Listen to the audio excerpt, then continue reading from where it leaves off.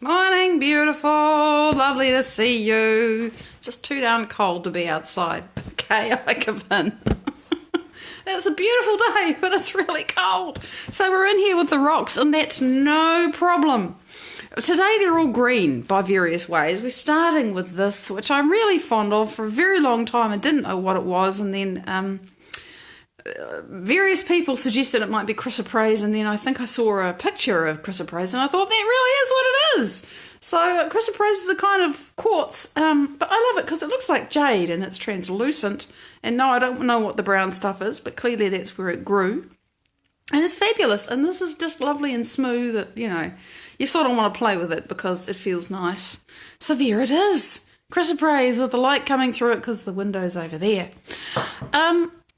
This is a piece of rather grubby. Hi Nora, good morning. Just cleaning off my rocks here. A rather grubby piece of New Zealand greenstone. I'm just trying to actually show you this. It's very reflective, but hopefully you can see the cut surface. There it is. You know, it's quite perfectly green. Morning, Linda. Great to see you. Oh, you've updated your profile picture. It's gorgeous, honey. So there's the blue, there's the green of the greenstone, and it's a cut face, and this is the outside of it, which you can actually see the sort of flowing nature of the stone there. It is fabulous. And you know, you find them if you know where to look. Hi Heather, you know about Pounamu. That's the Māori name for it, is Pounamu. And if you know where to look, you can find them in the rivers. Like this has obviously been in a river. They come down from the mountains in various places, and it's lovely. It's beautiful. Last but not least, something else green, because we're doing green rocks today. This is heliotrope or bloodstone. Morning, Sang Marie. It's lovely to see you. And, you know, you can see the green, and there's also the sort of yellowy, orangey veins through it, and there's bits of somewhere. I mean, they're all over it, actually. But, oh, there we go. So I can point it out to you. See, there's a line through there, and that's actually got red in it. It's like there's sort of veins of blood through the stone. I don't know how it got its name. This is probably not the best example of stone that looks like it's got blood in it, but I like it anyway, and it's polished and it's beautiful. Good morning, Barbara. Good morning, Amy. It's great to see you. It's lovely to see everybody. So today we've just got these smooth, tumbled, polished, either by a tumble polisher or by nature itself, rocks. And I really like this one. I like them all. So let me get onto the topic today. Coming straight out of our conversation yesterday, which is already a lifetime ago, because, man, today I want to talk about self-worth, this ephemeral myth, actually. Susanna, good morning. I can see your little face pop up. Self-worth is, to me, it's really not a thing, and it's not been a thing for a long time. But worthiness, I now understand, is a big thing.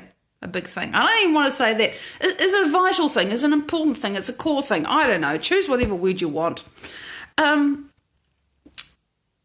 Because self-worth is not something that you need to earn, and I don't think it's something you can really work on either. Self-worth is kind of more like something that you actually need to remember, because we fundamentally are worthy just by breathing in and out and being human. Just being here. You know, the rest of the universe is watching what's going on planet Earth, because we're in this planet of choice where there's deep polarity, there's good and there's bad, and there's, you know, high and low, and there's happy and sad, and there's love and there's indifference, because hatred is not the opposite of love, and difference is the opposite of love. It's just, I don't give a shit. You know, there's so many polarities, and the polarities are really deep on this planet at the moment, right? And why do you think they're deep? It's because we get to choose. It's like you can't sit on the fence anywhere on planet Earth right now. You've got to figure out who you are and where you belong and what's important to you and where you're going to put your energy and your attention, right? So, because of what's going on planet Earth here, the rest of the universe watches on and says, we bow to you because of what you're doing, because of how deeply you have to forget your enormity and your infinity and your amazingness and everything else about yourself to be human. So being human means you are fundamentally worthy, period. That's why the whole thing of, am I worthy of anything is just kind of a piece of crap, because we are, just by breathing in and out. Good morning, Jen! Julian, good morning! So, that's not a topic for discussion. But how do we feel worthy, right? How do you feel worthy? Because we get programmed by life and experience and conditioning and our own continuing to keep that refractory period of the initial emotional response, which might have happened when we were small and had no analytical mind to say what that person's saying and doing to me is wrong, it's not normal, it's not true, it's not real, and I shouldn't believe that it's true about me. So there's all that going on too. But we keep these things going, we keep these states going, they become our identity, they become who we think we are. And how do we get out of that, right? And so I was thinking, well, how do you get out of the story of your life which says you're unworthy and you don't feel good and you don't feel empowered and you don't have whatever, because this is something I more and more understand from my own experience, that the things that I allow into my life directly equivalent to how worthy I am of feeling to have them.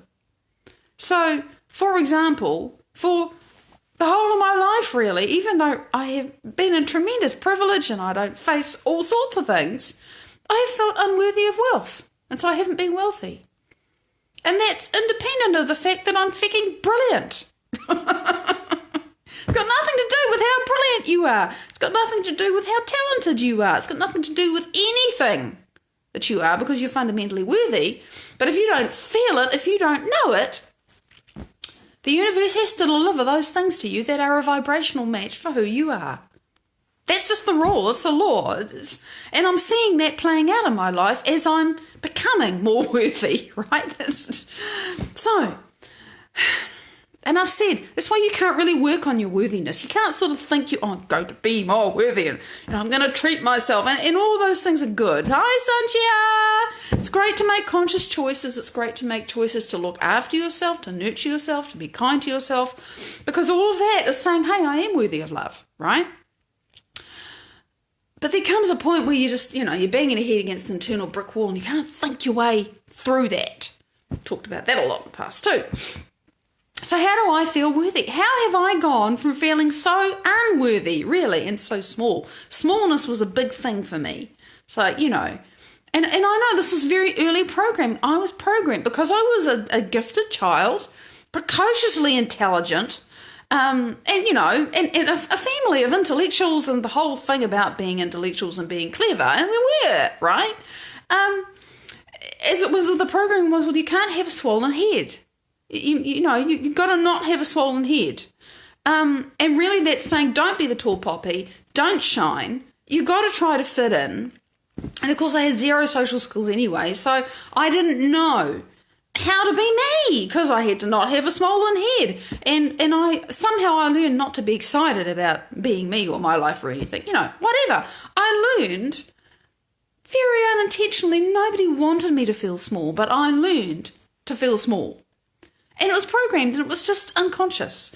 And I've been breaking that programming. And recently I have recognised the connection between feeling small and some stuff that's been going on in my body. And as I release the unworthiness, my body is healing. I'm seeing it.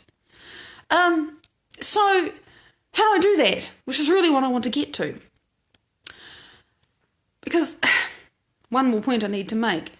Worthiness, feeling worthy, is actually really, it's core, you're right, it's the core of our existence. It's the core of how we manifest our lives. Whatever you feel worthy of, that's what you got, period. Oh, she said that? No! But I, for myself, I know this is the truth. But it may be central to what we manifest, but it's an effect. It's actually not a cause. This is what I've discovered. Feeling worthy, for me, happens as a byproduct of feeling whole. And this whole thing of feeling whole was like, what the hell are you talking about, Joe Dispenza? I don't get this thing. You're always talking about wholeness. What do you mean? I had no clue what he meant, right? Listening to him explain the model of quantum reality and how you create and how you can heal your body and how you can manifest wealth or relationship or the house or the location or whatever it is you want, and all these stories of people having done it, and they keep talking about wholeness, and what the hell are you talking about? Because I had no experience of it. I didn't know, It's like talking to a blind man about orange. I don't know what orange looks like. What are you going on about? So anyway, I've been doing this meditation work for a while, and excuse me, Nefertiti, lovely to see you, honey. What I understand now is that when my brain becomes coherent, because remember, when you're in survival, when you're in fear, when you're in feeling small, when you're in I got a duck so nobody notices me, or I'm angry and I'm frustrated and I've got to force life because if I don't go get it, it's never going to happen, all that stuff, you're in survival emotions. And so the more you're in that space, the more you're in stress, the more you're in high beta brainwaves, that your brain is just going, it's looking for the monster in the environment and trying to run away from it or fight it. Catalina, it's great to see you. This is what we do, right? And if you've had trauma, you then are quite often, and I was, you're hypervigilant, you're looking for it to come out again. And it's normal, and you don't realise that you're constantly scanning your environment, looking for that thing, that monster that's going to eat you, even though it's never going to show up. Or it might show up once in 10 years, but you spend 10 years being hypervigilant, right? Now, when you're hypervigilant, your brain is constantly going from here, to this person, to that place, to that memory, to this anticipated future, and it's going all over the place. And it becomes compartmentalized, it literally fragments, it becomes incoherent, right? Two sides of the brain not talking to each other. Front's not talking to the back. Like the frontal lobe is the conductor, right? Frontal lobe in anxiety, for example, and depression, the frontal lobe gets turned way down. No energy in the frontal lobe for creating or thinking or rationalizing. And the rest of the brain is just on fire with all this crazy. And so there's no ability to pay attention, to focus, and it's just stress. And there's no communication. I've seen pictures of what it looks like in a functional brain scan. And when the person calms the brain, slows it down out of high beta and through medium to low beta and even into alpha, never mind to theta, magic land, the brain starts to become more whole again. It literally becomes more whole. The different communities of neurons, instead of operating like little, you know how it's every man for himself in a disaster? I'll fight my way to the front of the queue so that I get the food, and, if you starve, you starve. That's survival.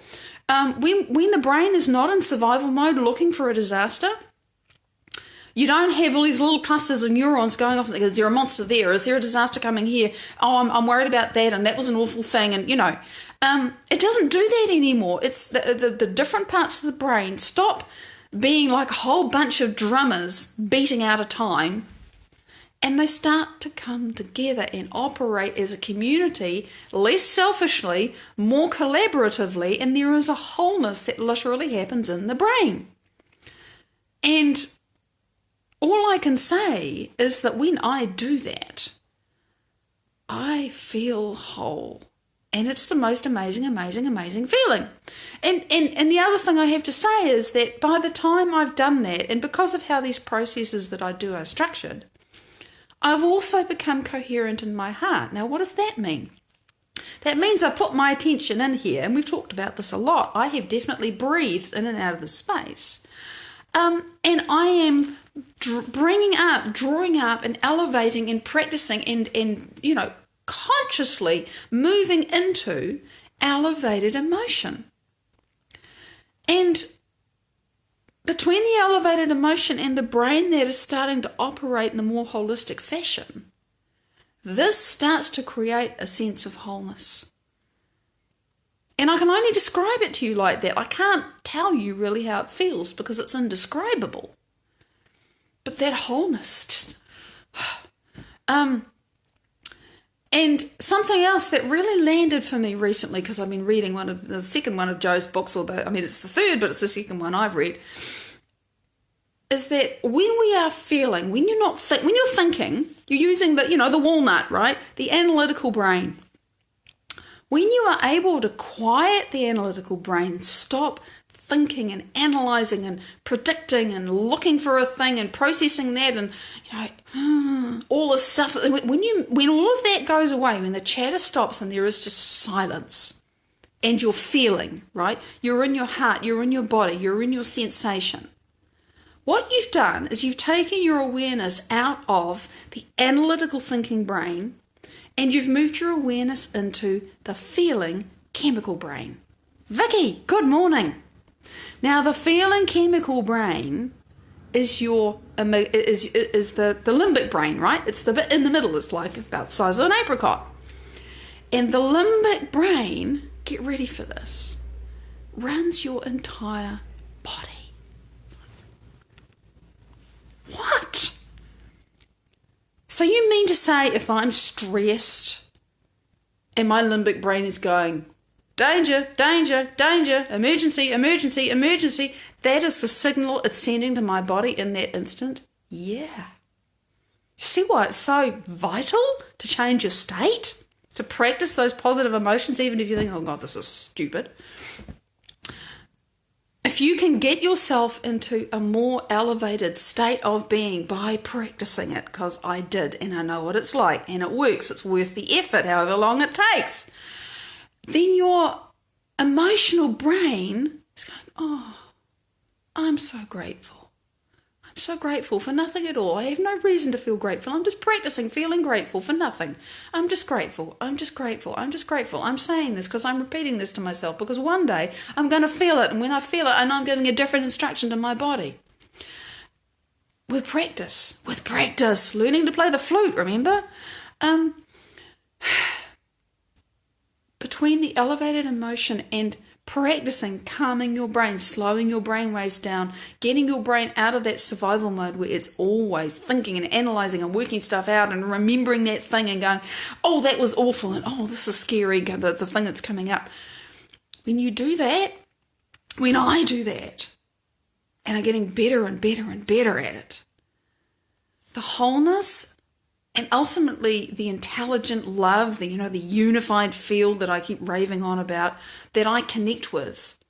When I do that, I feel utterly whole. Robin, it's great to see you. I feel utterly whole. And in that moment, I want nothing. I want nothing at all and complete, and I know my worth. I feel it because I'm everything. I'm connected to everything. I'm connected to love. Man, and I don't mean ushy-gushy flying. I mean, I can't describe it. And I have this thought. I won't tell you the backstory, but I have this thought at the moment, And it's taken me a while to shape it into something that I want to share with you so you can play with it and be amazed by it. Think of any person, past, present, or even future, that you would think of as a bit of a villain, right? Yeah, okay, that's enough, just bring, Now imagine if that person could have an experience of overwhelming love and wholeness and completeness and fullness and I don't want anything. I feel so blessed by life itself. Just imagine if it was possible, and it is, right? But they'd have to do the work. Imagine if you could just stick that person in an alternate universe where they connected that deeply with that much transformative love. Do you think that they would come back from that experience and want to carry on being the way they were before? They'd want to stay with this feeling of wholeness and connectedness and, oh my God, I don't know how to describe it. I can't describe this love that I'm feeling. That's what wholeness does. It's transformative. It changes you. It certainly changed me. And it is indescribable.